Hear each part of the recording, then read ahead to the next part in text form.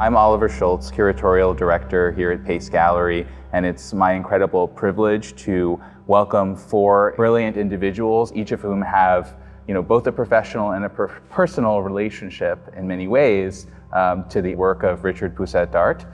Here on the occasion of this marvelous exhibition, Richard Pousette-Dart 1950s, Spirit and Substance at Pace.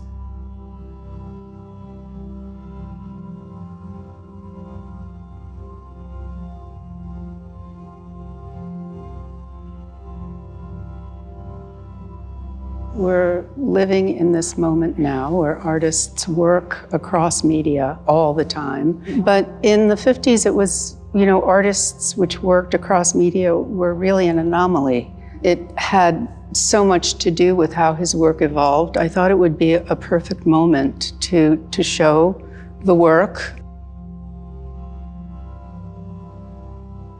I think he felt strongly that you could work at painting, but you could also work at something else and achieve the same kind of growth.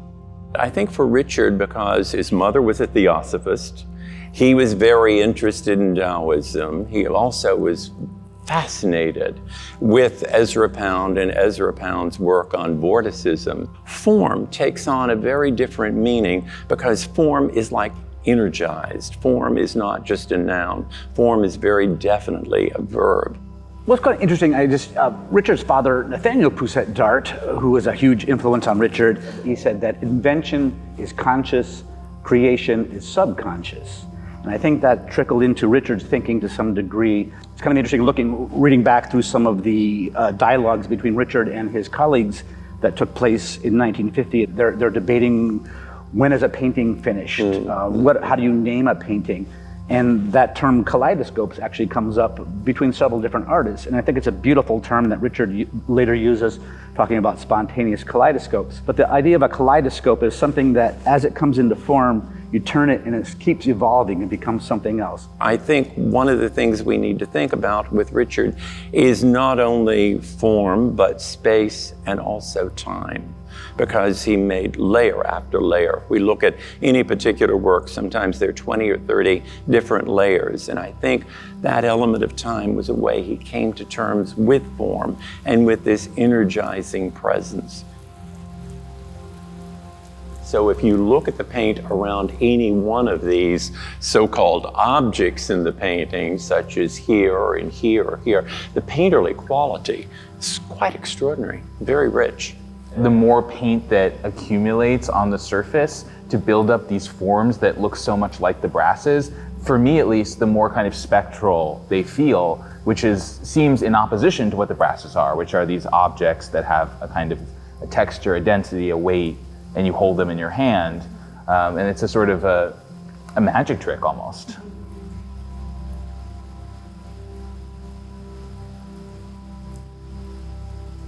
Speaking about his brasses, which are really geometric and elemental and sometimes organic in forms, his hand-sized pieces cut out of flat brass in shapes that kind of fascinated Richard from an early time in his life. When you look at a spiral in a painting or a circle in a painting, kind of interesting as a painter to say, okay, before you make the painting, what you're going to do is you're going to make that form three-dimensionally over a period of a long time and polish it down and hold it in your hand and carry it in your pocket, and then you're going to put that into your painting. You really have a tactile sense of it, and I think that probably that tactile sort of sculptural sense that goes into the painting is because you've worked that form in 3 dimensions before you painted it, I think you're right on.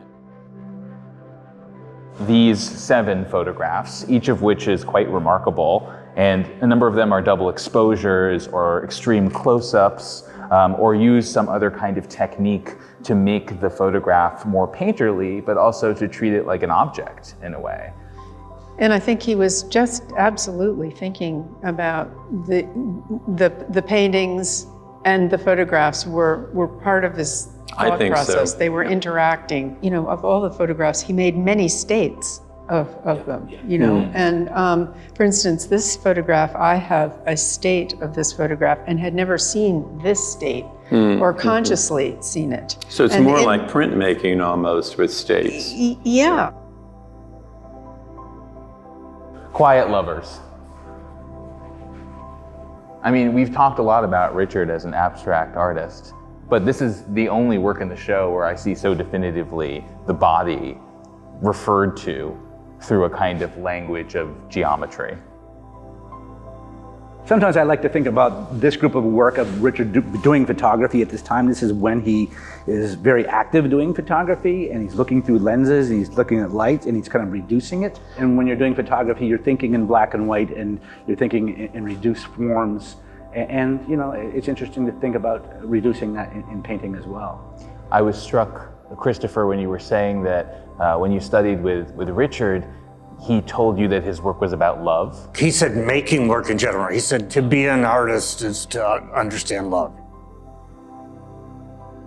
Well, going back to where this exhibition begins in 1951, I think you're at this credible moment of enthusiasm between Richard and his colleagues. In the catalog for this exhibition, we've reproduced a talk that Richard gave in January of 1951 at the School of the Museum of Fine Arts in Boston, speaking on behalf of his colleagues and the world which he's in, on behalf of what abstract art is in that day. It's very exciting for him to be in that moment, but that's the moment he moves to the country. And I think with all these movements, we look at people and say, okay, they're all thinking the same, but they naturally don't. They all go off in their own place. And Ad Reinhardt becomes Ad Reinhardt, and Newman becomes Newman, and Richard Pousette-Dart becomes Richard, and they'll talk about cross-pollination, but they've had this moment of interchange, and now they're going to go off and be their own people at this point. His move to the country was incredibly liberating, you know. I mean, just for very mundane reasons, like for the first time he had space, you know, to pursue photography in one space, painting in another.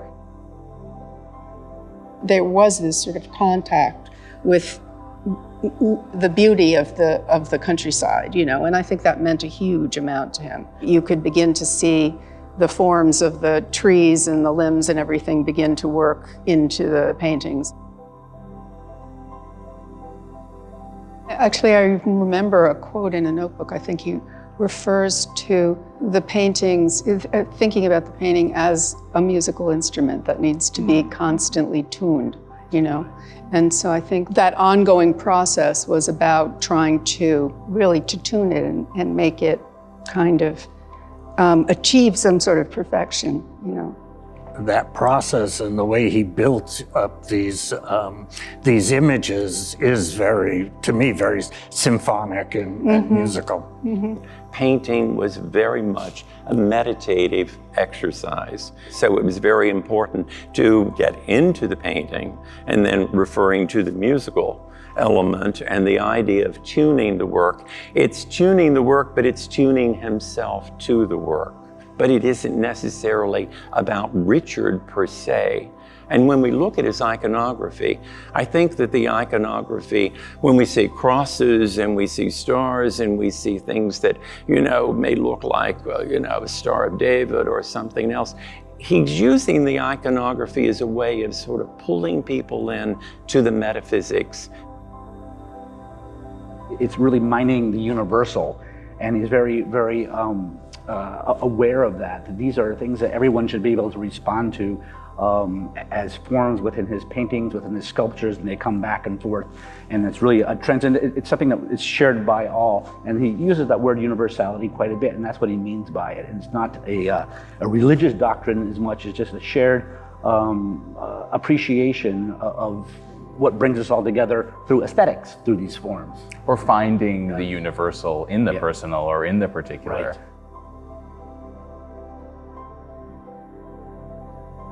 If you read his writings, they are ecstatic, they're joyful. He obviously is communing with something that is giving him enormous pleasure. And I would say that there is enormous pleasure in the creative force, just the ability to do it, that comes across, you know. You may never get to the thing itself, but the voyage there is pretty wonderful. What I remember is just how open and positive he was in this humanistic way about everything.